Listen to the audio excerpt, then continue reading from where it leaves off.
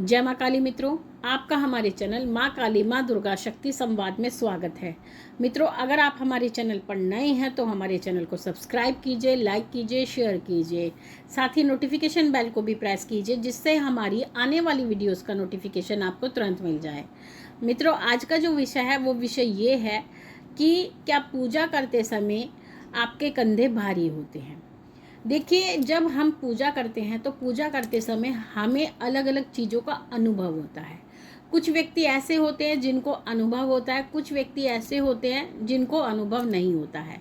लेकिन इसका अर्थ ये नहीं है कि जिनको अनुभव नहीं होता है कि उनकी पूजा स्वीकार नहीं हो रही है। पूजा आपकी हर समय पर स्वीकार होती है। जो भी आप ईश्वर के निमित्त करते हैं वो सभी ईश्वर के द्वारा स्वीकार किया जाता है। जिस प्रकार से आप पूजा में बैठते हैं तो कुछ लोगों के साथ ये परिस्थिति बनती है कि जैसे ही वो पूजा में बैठते हैं और पूजा करना प्रारंभ करते हैं तो उनको बहुत सारी उबासियाँ आने लगती हैं, आंखों से आंसू आने लगते हैं, उनके शरीर में झंझनाहट होने लगती है। उनको एक या तो गर्मी लगती है या किसी को ठंड लगती है, किसी का शरीर भारी होने लगता है, किसी का सर भारी होने लगता है, किसी को ऐसा लगता है कि जैसे हमारे सर पर या शरीर में कुछ चींटी जैसा रेंग रहा है, या किसी के कंधों पर बहुत ज़्यादा वजन लगने लगता है। तो जो चीज़ें होती हैं, जो हमने लक्षण बताए हैं, उनमें बहुत सारे लक्षण होते हैं। सबसे बड़ी बात है जो इसमें मुख्य लक्षण होता है कि कंधों का भारी होना।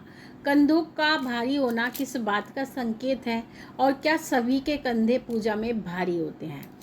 तो देखिए, जब आप पूजा करते हैं और पूजा करते समय अगर आपके कंधों पर भार आता है, यानी आपको ऐसा लगता है कि जैसे कि कोई हमारे कंधों को दबा रहा है, या हमारे कंधों को कोई भींच रहा है, या फिर हमें ऐसा लगता है कि जैसे कोई हमारे कंधे पर बैठ गया है और हमारे कंधे टूटने लगते हैं, तो उस समय पर आपको अजीब तो लगता है, लेकिन आप इसका कारण नहीं जानते। इसका सबसे महत्वपूर्ण कारण ये होता है कि जिसके भी कंधों पर भार आता है उसके साथ में नकारात्मक ऊर्जा का प्रभाव होता है।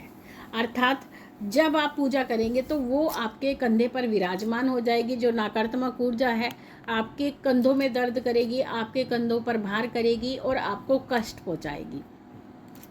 इसके विपरीत जिन लोगों के साथ में सकारात्मक ऊर्जा होती है, यानी दिव्य ऊर्जा होती है, उनका केवल सर भारी होता है, गर्दन भारी होती है, लेकिन उनके कंधों पर किसी भी प्रकार का भार नहीं आता है।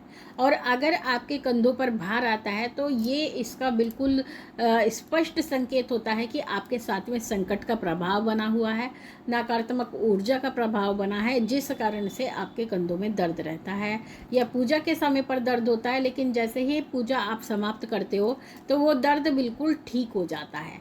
या कई बार आप किसी पूजा में जाते हो, कीर्तन जागरण में जाते हो या मंदिर में जाते हो, तो वहाँ पर भी आपके कंधों पर भार पड़ता है, कंधे आपके भारी हो जाते हैं।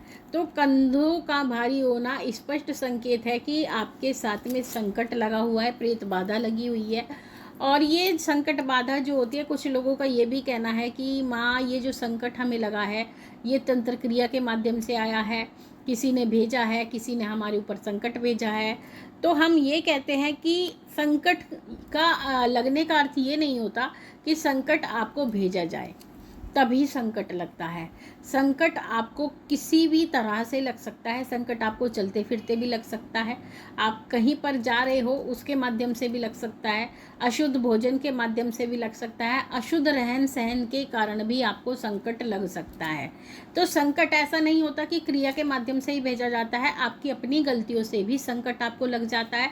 और कई बार जो अतृप्त आत्माएं होती हैं, वो आत्माएं जो हैं शरीर को ढूंढती रहती हैं, तो ऐसी स्थिति में वो किसी के शरीर को पकड़ लेती हैं, तो उस समय पर भी संकट लग जाता है। तो संकट संकट होता है, चाहे भेजा जाए या किसी संकट के द्वारा आपको पकड़ा जाए, संकट संकट होता है। अब मूल बात ये होती है कि संकट का निवारण कैसे किया जाए। तो उस समय पर हमें जो है अपने पूजा पाठ को बढ़ाना होता है। अपना जो है सबसे ज़रूरी जो चीज़ होती है, हमें एक तो स्वच्छ रहना होता है, पवित्र रहना होता है। क्योंकि जब भी संकट किसी को लगता है तो उसके अंदर या तो बहुत ज़्यादा शुद्धता आती है, अर्थात उसको ऐसा होता है कि वो बहुत ज़्यादा सफाई वाला हो जाता है, बात बात पर हाथ धोता है, जरा भी उसको गंदगी सहन नहीं होती। या फिर वो इतना गंदा हो जाता है कि वो कई कई दिन तक नहाता नहीं है और ब्रश नहीं करता है, हाथ पैर ठीक से नहीं धोता है, बिना नहाए धोए भोजन करता है, उसके अंदर अर्थात मलिनता आ जाती है। तो ऐसी स्थिति में जब भी आपको ऐसा लगे तो एक तो अपने आप को आप स्वच्छ और साफ सुथरा रखें। दूसरा जो है बजरंग बाण का पाठ करें, हनुमान जी के हनुमान चालीसा का पाठ करें, अपने घर में काली कवच का पाठ करें। साथ ही हनुमान जी की सेवा करना आप प्रारंभ कर दें। जितनी आप हनुमान जी की सेवा करेंगे संकट आपका कटता जाएगा। और सबसे बड़ी बात हम बजरंग बाण को ही कहते हैं कि जितना ज़्यादा आप बजरंग बाण करोगे आपका संकट का प्रभाव कम होना शुरू हो जाएगा। साथ में अगर आप माँ काली के उपासक हैं तो माँ के मंदिर की शनिवार की फेरी भरना शुरू करें और माई से अपने संकट के निवारण हेतु प्रार्थना करें। ऐसा करने से संकट का प्रभाव धीरे धीरे करके कम होने लगेगा और आप जितनी सकारात्मक चीज़ें करेंगे, अर्थात जितनी पूजा पाठ, जितना शुद्ध पवित्र अपने आप को रखेंगे, संकट का प्रभाव कम होता चला जाएगा। तो मित्रों, ये थी जानकारी आप सभी के लिए। माँ भगवती से यही प्रार्थना करते हैं कि वो आपके भंडारे भरती रहे, आपकी सभी मनोकामनाओं को पूर्ण करती रहे, आप पे अपना पूर्ण आशीर्वाद बना के रखे। आपसे जल्दी मिलेंगे, तब तक के लिए जय महाकाली, जय महाकाल।